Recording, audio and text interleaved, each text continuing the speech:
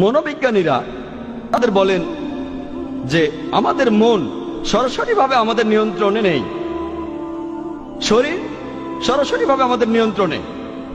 যদি আমার হাতটা উঠাতে চাই তাহলে আমি উঠাতে পারবো, আর যদি হাতটা নামাতে চাই তাহলে নামাতেও পারবো। যদি আমি একটা পা সামনে এগোতে চাই সেটাও পারবো। আমার শরীর সরাসরিভাবে আমার নিয়ন্ত্রণে আছে, কিন্তু আমাদের মন সরাসরিভাবে আমাদের নিয়ন্ত্রণে থাকে না। সেজন্য আমাদের বেশিরভাগ মানুষ, আপনারা হয়তো দেখে থাকবেন, আমরা যখন সালাহ আদায় করি আমাদের মন তখন শুধু ঘুরে বেড়ায়। যেমন ধরুন, একজন ছাত্র তার কোনো একটা পরীক্ষা দেওয়ার পর যদি সে সালাহ আদায় করে, সে সেই সময়ে তার পরীক্ষার খাতার কথাই চিন্তা করতে থাকে। সে তখন ভাবতে থাকে, আমি 2 নম্বর প্রশ্নে যে উত্তরটা দিয়েছি সেটা না লিখে আমার এটা লেখা উচিত ছিল। যদি কোনো ব্যবসায়ী সালাহ আদায় করে, সে চিন্তা করতে থাকে যে আজকে আমি কতখানি লাভ করলাম, কতগুলো জিনিস আমি বিক্রি করলাম। যদি একজন গৃহিণী সালাহ আদায় করে, সে তখন হয়তো ভাবতে পারে যে আমার স্বামীর জন্য আজকে আমি কি রান্না করব, বিরিয়ানি রান্না করব নাকি পোলাও। এটা খুবই স্বাভাবিক যে সালাতের সময় আমাদের মন শুধু এখানে ওখানে ঘুরে বেড়ায়। আমাদের মন ঘুরে বেড়ায় কেন?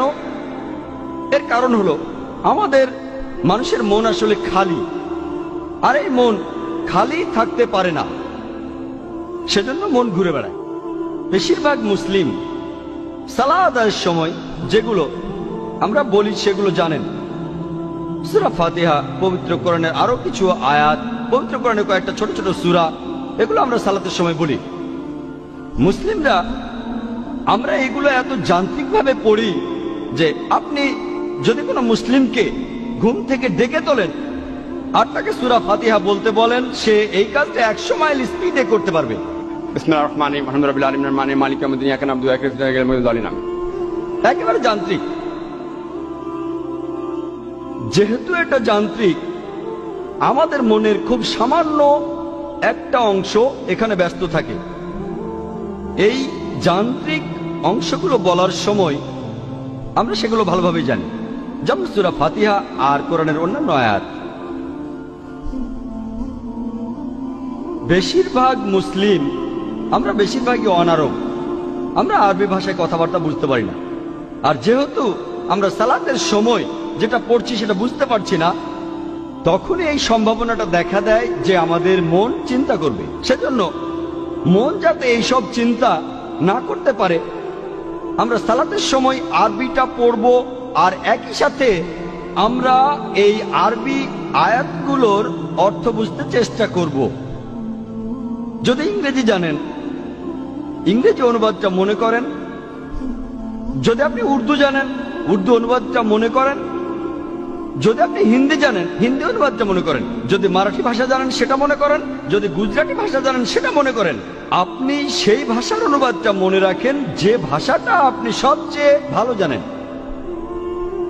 যেমন ধরুন, আমরা যখন সূরা ফাতিহা পড়ি, বিসমিল্লাহির রহমানির রহিম, দয়াময় ও পরম দয়ালু আল্লাহর নামে শুরু করছি। আলহামদুলিল্লাহি রাব্বিল আলামিন, সকল প্রশংসা জগৎ সমূহের মালিক আল্লাহ। আর রহমান রহিম, যিনি দয়াময় এবং পরম দয়ালু। মালিক ইয়াউমিদ্দিন, তিনি কর্মফল দিবসের মালিক। ইয়াকা না'বুদু ওয়া ইয়াকা নাস্তাঈন, আমরা শুধু তোমার ইবাদত করি, শুধু তোমার সাহায্য চাই।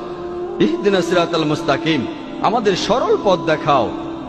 ইহদিনাস সিরাতাল মুস্তাকিম সিরাতাল লাযিনা আন'আমতা আলাইহিম গায়রিল মাগদুবি আলাইহিম ওয়ালাদ-দাল্লিন, তাদের পথ যাদেরকে তুমি অনুগ্রহ দান করেছো, এবং তাদের পথ নয় যারা ক্রোধ নিপতিত, আর তাদের নয় যারা পথভ্রষ্ট।